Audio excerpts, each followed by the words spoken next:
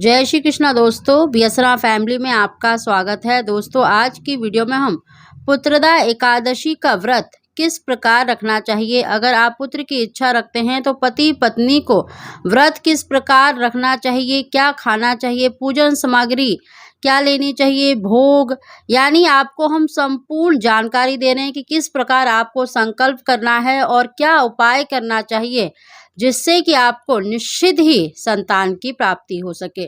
दोस्तों, पुत्रदा एकादशी देखिए दो आती हैं, एक पूस माह में और एक सावन माह में। और सावन माह में पड़ने वाली पुत्रदा एकादशी वंश की वृद्धि करने वाली मानी गई है और आप सभी जानते हैं कि वंश की वृद्धि पुत्र से मानी गई है और ये पुत्र को देने वाली है। अगर इस दिन आप संकल्प पूर्वक पति पत्नी दोनों व्रत करते हैं तो निश्चित ही आपको मनवांछित संतान की प्राप्ति होती है। दोस्तों, उसकी जानकारी देने से पहले अगर अभी तक आपने हमारे चैनल को सब्सक्राइब नहीं कर रखा तो प्लीज़ सब्सक्राइब जरूर कर लें, बगल में बेल आइकन को भी प्रेस कर दें जिससे मेरी आने वाली सभी लेटेस्ट वीडियो का नोटिफिकेशन सबसे पहले आप तक पहुंच सके। दोस्तों, पुत्रदा एकादशी सभी एकादशियों में श्रेष्ठ मानी गई है और ये वंश की वृद्धि करने वाली मानी गई है। अगर आप वंश वृद्धि के लिए इस व्रत को रख रहे हैं तो आपको देखिए फलाहार इस व्रत को रखना है और जो हम श्री हरि विष्णु को यानी भगवान कृष्ण को जो भोग लगाते हैं उसको अवश्य ग्रहण करना होता है जिससे कि आपको मनवांछित संतान की प्राप्ति होती है। तो दोस्तों, इस वीडियो को आप ध्यानपूर्वक जरूर सुने और जो भी आपके पास सामग्री है वो अवश्य ही लें। दोस्तों, सबसे पहले देखिए इसमें जो पूजा जिसकी करनी है आपको, दोस्तों इसमें देखिए लट्टू गोपाल जी की पूजा का सबसे अधिक महत्व माना जाता है। अगर आपके घर में लट्टू गोपाल जी नहीं हैं तो आप मतलब एकादशी के दिन लट्टू गोपाल जी अपने घर में स्थापित कर सकते हैं। नहीं तो आप भगवान कृष्ण की बाल स्वरूप की जो फोटो होती है उसके आगे भी कर सकते हैं, श्री हरि विष्णु के आगे भी इस उपाय को कर सकते हैं। सबसे पहले दोस्तों हम आपको देखिए पूजन सामग्री बता रहे हैं। आपको देखिए लट्टू गोपाल जी को स्नान करने के लिए यानी पंचामृत बनाना है, दूध दही घी शक्कर और उसमें तुलसी डालकर।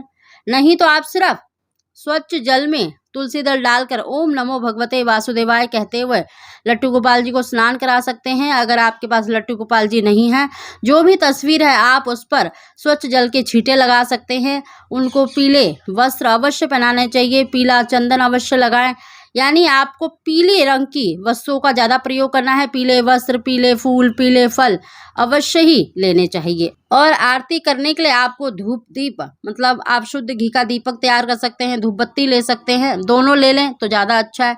दोस्तों, अब है आपको भोग क्या लगाना है। देखिए भोग में आप माखन मिश्री का भोग लगा सकते हैं, फल का भोग लगा सकते हैं, पंचमेवे का लगा सकते हैं, या फिर आप व्रत की खीर बना सकते हैं, साबूदाने की खीर बना सकते हैं, समा के चावल की खीर बना सकते हैं, या फिर ड्राई फ्रूट की खीर बना सकते हैं। अगर आपके पास केसर है तो थोड़ा सा केसर जरूर डालना चाहिए।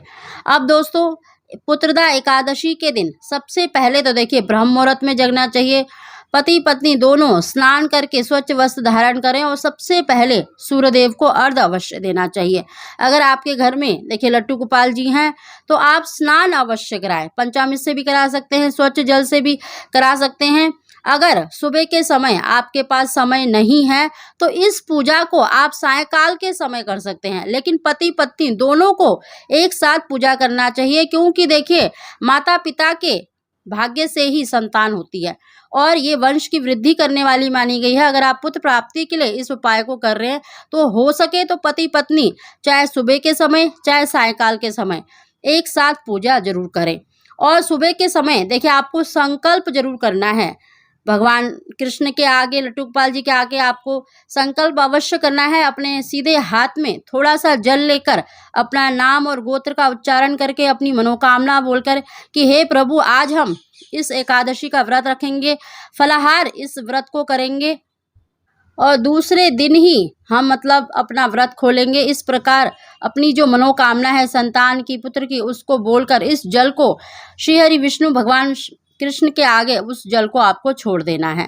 दोस्तों, इस प्रकार आपको मतलब भगवान कृष्ण का पूजन करना है और भगवान कृष्ण के आगे धूप दीप जलाकर सबसे पहले तो आपको गणेश जी की पूजा आरती करनी चाहिए, फिर लट्टू गोपाल जी की आरती करनी चाहिए, उनके आगे कुछ देर बैठकर देखिए आपको संतान गोपाल मंत्र का अधिक से अधिक जाप करना चाहिए और व्रत कथा का श्रवण जरूर करना चाहिए।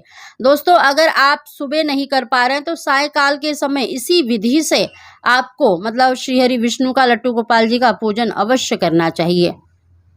और हमने पिछली वीडियो में भी पुत्रदा एकादशी के कई सारे उपाय बताए हैं, आप उनको भी कर सकते हैं। दोस्तों हो सके तो अधिक से अधिक संतान गोपाल मंत्र का देवकी सुत गोविंद वासुदेव जगतपते देहि मैं तनयम कृष्णा त्वाहम शरणम गत, इस मंत्र का अगर आप 11 माला कर सके तो सबसे ही श्रेष्ठ है। और व्रत कथा अवश्य सुने, क्योंकि व्रत कथा के बिना आपकी पूजा अधूरी मानी जाती है, तो इसलिए आप व्रत कथा का श्रवण अवश्य करें। और आप भगवान को भोग अवश्य लगाएं। आप किसी भी वस्तु का भोग लगा सकते हैं, माखन मिश्री का, फल का, पंचमेवे का, खीर का भोग अवश्य लगाएं। और जिस भी वस्तु का आप भोग लगाते हैं, जिस समय पर आप फलाहार कर रहे हैं उस समय पर आपको ये प्रसाद अवश्य मतलब ग्रहण करना चाहिए, क्योंकि अगर आप प्रसाद ग्रहण नहीं करते हैं तो आपको संतान सुख की प्राप्ति में दिक्कतें आती हैं। क्योंकि प्रसाद देखिए एक अमृत माना जाता है और उस अमृत को अवश्य ग्रहण करना चाहिए, तभी आपको मन वांछित संतान की प्राप्ति होगी।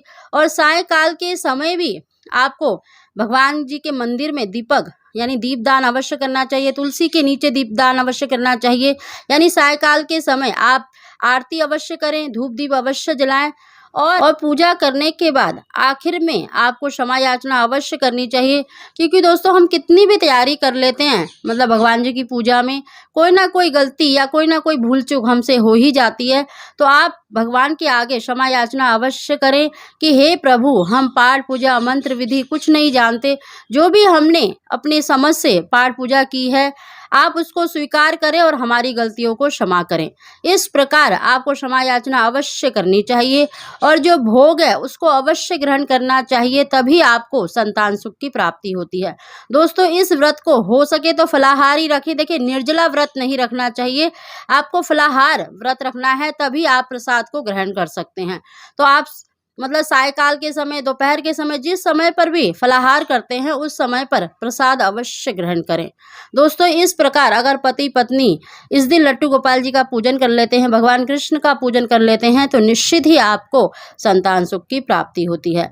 तो दोस्तों ये हमने आपको संपूर्ण जानकारी दी है कि पुत्रदा एकादशी के दिन मतलब आपको किस प्रकार पूजन करना चाहिए, संकल्प करना चाहिए और क्या उपाय करना चाहिए।